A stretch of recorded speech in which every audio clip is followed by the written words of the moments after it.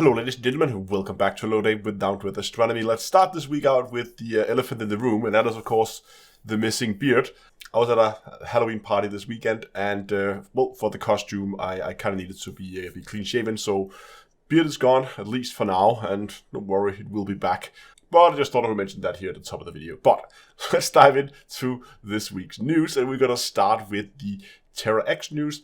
Not a lot has happened. It's really a long, hard push in Radicat at the moment. We are pushing that towards an expansion, and it's going quite slow at the moment, I will admit. And I really hope that we would have the expansion this week. We are right on the edge from tipping it over into that expansion, but we'll see. Hopefully next week we'll be able to. But it's a lot of missions going on in that system, and it's a slow push. We are slowly rising in the system, and yeah, I hope we're gonna get that expansion going soon.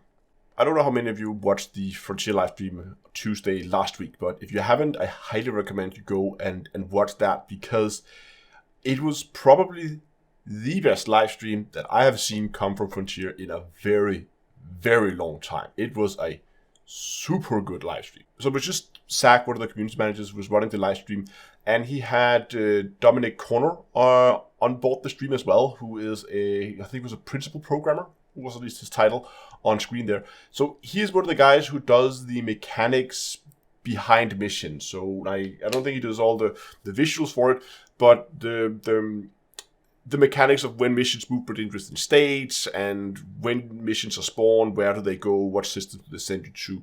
I think it's those kind of things. And he had him on, and they showed us how they built missions, the different dev tools that they use to show this layout with different nodes, and each node representing a mission state, where you initially when you pick it up, and then maybe you make decisions, or the mission make decisions for you, whether, for instance, do scavengers spawn, do scavengers not spawn, or do the target, if it's a space mission, if the target's escape, or how far are you along in your mission, those kind of things. So all these nodes were then laid out, and you could see the path between the different nodes depending on what happened and what you decided to do in the mission. It was a beautiful system, and it was super cool to see. They also talked about some of the mechanics around how missions are spawned and how to divide spaces into sectors and then mission spawns. That was really good, and there was a lot of talk. I've been talking about myself back before Odyssey launched, when they had these dev diaries, which were basically just trailers.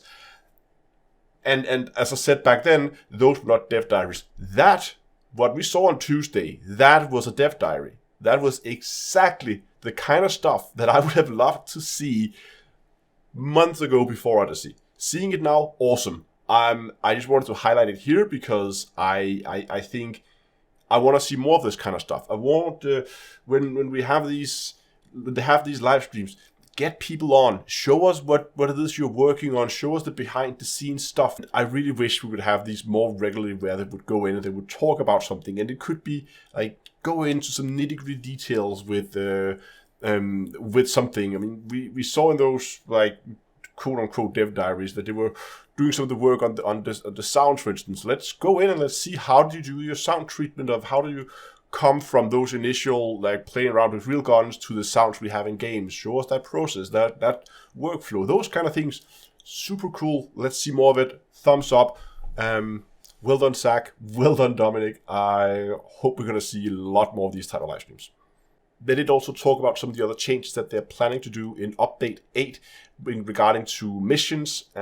Stuff like they're going to add NPCs to the bases, so that it's not just NPCs that you either shoot or don't shoot, but can be mission contacts on a settlement that you have to go and talk to. And that's then going to progress the mission from there. And when you have these hunt down, kill a single target kind of mission, if they spot you or if you trip the alarm or something like that, they might try to flee, get in the ship and try to get away. And you then have to chase them down in the ship unless you manage to get them down before they get to the ship. So there's some added things, some more difficult, there's some more curveballs they can throw at us, which I think is great, to make the missions a little bit more difficult than what they are right now. We also have some sad news coming out of Elite. We have Drew Wagar, who a lot of you guys will know. He's the author on multiple of the Elite Dangerous books, written, of course, in the Elite Dangerous universe. He was the author behind the whole Salome events that were going on, all that stuff. He has announced that he's stepping away from Elite. Now, I know he's done that in the past. He just said that he's done. He don't want to like do content on it anymore. He's gonna stay away from it, and he always come back. So far, at least. The reason why I wanted to mention it here is, of course, because Drew has been he has been a hardcore fan of Elite for so long, and what has pushed him to go step away from this. And I quote from a live stream he hosted last week, where he said that it's not my Elite, and his words. He was just, and I can get it. I get what he's saying.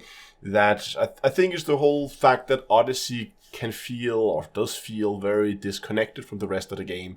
It feels like something like there's just like glued on to the side with a bit of duct tape, and then there we go. It doesn't feel as integrated into the game as you could have wished for. And I think that's what has put a lot of people off on Odyssey and the high grind wall as well. But I can get, especially from a guy like Drew, who is very interested in the lore, there is very little in this update. There is, of course, extra planets, which are nice, like the atmospheric planets, some new stuff to look at. But lore-wise, there's not a lot happening. Hopefully that's going to change in the future. I wouldn't expect large lore events to happen until after we've seen Odyssey launch on console. Well, hopefully. And because it would be more fair, I think, that the console players would be able to take part in these big lore events, especially if they require on-foot content, so that people can take part there. Yeah, sad to see Drew Wagar leave Elite.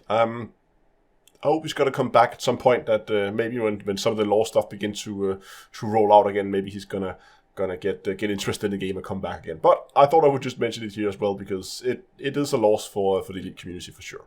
Over at Star Citizens, we are still waiting for Wave 2 or the 315 PTU. Of course, Wave 1 has been running for about 2 weeks now, so it is about time that we begin to move into to Wave 2, I think. There's no official, at least as far as I could find. I haven't been able to find anything official. I would guess that we're probably going to see Wave 2 coming out this week. I think that's most likely because there are also rumors running around that the Intergalactic Aerospace Expo is going to be sometimes mid-November, and I would expect 315 to be out before the Expo, so that new content is available for people to try doing the Expo. If you're not familiar with these Expos, these are events that happens about once a year. There are other Expos, but I think this specific one is once a year, where a lot of the different ships will be on display. We are most likely going to be seeing the new display halls or conference halls or like expo center basically at Orison. I think those will be taken into use for this expo. And a lot of the ships will be on display. You can rent all the ships that are on display for free and fly them, try it out. It's basically like a come try all the different ships that you might not have the money to get in game either. And with these events, we often also see free fly events where the game is free to play for everybody. That means that you can download the game, and if you have an account, of course, then you can play the game. And these events often last 1-2 weeks, and then after those 2 weeks, you can then make a decision whether that was it, or if you want to continue, then of course you have to go in and buy a game pack and thereby get access to Star Citizen. But as I said, that's probably going to be happening mid-November. I think at least that's where the rumors are right now. Unless I've missed some announcement somewhere that I haven't spotted. I don't think there's been anything official about it, but mid-November is my best guess. So if you are looking to get into Star Citizen, there's going to be a very good opportunity to try it out before you pull the trigger coming up very, very soon. I just want to remind you guys that if you are going to be picking up the game, go into the description, there's a link, getStarCitizen.d2a.com. Use that link, you will get twice the starting money, and I get some points towards unlocking my next referral reward. I also want to mention EVERSPACE 2 this week. It's not a game that I've been covering that much on the channel, but it's definitely a game I've been following off camera, and I have been doing some live streams with it from time to time with major updates. And they actually have a major update coming out here pretty soon. What they have announced is that it is also coming to Xbox Game Pass. So that means if you have an Xbox Game Pass, then you will be able to be playing EVERSPACE 2. And I believe actually it is already available now. For at least from the dates that I was able to dig up, it seems it is already available. So you should, if you have an Xbox and you have Game Pass, you should be able to pick up and play EVERSPACE 2. But this also means that the official full launch of the game is going to be pushed back a little bit. So we're now looking at early 2023. So we're still in relatively close to a full launch, but it was expected to be here right before Christmas. But that's now going to be pushed into early next year. So we'll have to wait a little bit longer for the full release of EVERSPACE. And finally, the live stream tomorrow. I was sick last week. I had to cancel the live stream, as many of you will know. But we're back on it. We're going to do some live stream this week. We're going to get back into Elite. I've been collecting materials toward upgrading the Manticore Oppressor, which is the plasma rifle, not the sniper, but the assault rifle. Because I'm a little curious about if it's usable at all when fully upgraded. It has, even though it's an assault rifle, it has the lowest sheet DPS in the game. Pistols included. It is that bad. On top of that, it has quite a bit of jitter and is a little inaccurate and yeah. On paper, it's not a great gun. But when you then think about it, the fact that it's plasma, so you don't have to swap between weapons the same way you do if you want to use the kinetic and the laser rifle. Because one of them is good against shield, one of them is good against armor. But here you kind of have something that's a little bit of both. But I don't know. I'm just very curious if I can make it work. Because for my Dominator build, my combat build, I rarely use the sniper. But I sometimes miss a medium to long range weapon that can have a little bit more firepower than the single shots that we get out of the sniper rifle, and especially if people are running around, it's a little bit difficult to hit with it.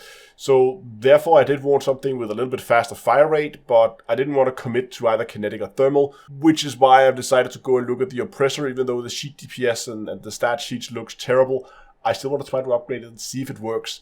I'm almost done with the upgrades. With a little bit of luck, I will have the materials collected by the time the live stream starts, so we can go and actually test it during the live stream. But maybe we are gonna have to go and collect just a little bit of materials before we head out. But we'll see. Depends how much time I get to play before the live stream. But all that is gonna be tomorrow, and it's gonna be at 7 o'clock in-game time as usual, and it'll be live streamed on YouTube as well as on Twitch. Thanks for watching, and until next time, I will see you guys in space.